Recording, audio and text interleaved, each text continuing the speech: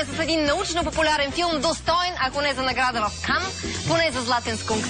Насладете се на това, как нашите македонски съседи интерпретират историята на света. Гледаме официален правителствен клип на македонската държава, който се опитва да обясни появата на македонската нация. Действието се развива през 331 преди Христа в навечерието на битката между Александър Велики и персийския цар Дарий III.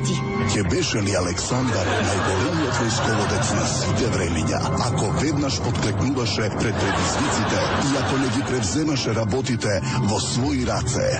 Мария, освен фамилията, какво общо има между Александър Велики и днешна Македония? Според историята, нищо.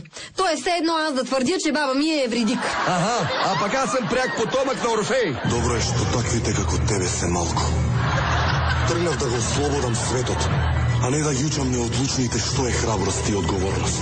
От този клип излиза, че Александър Македонски не е завоевател, а освободител. Нещо като съветската армия.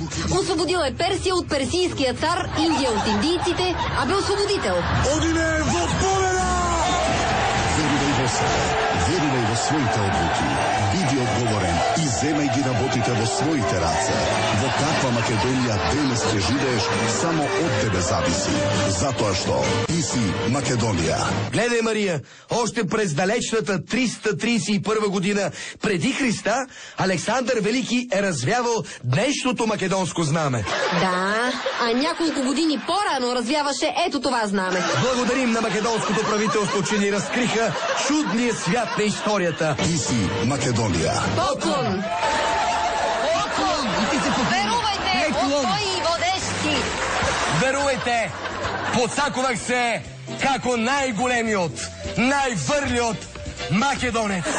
Госпойце Игнатовска, да се подменюват надписот, че ви избега успехот.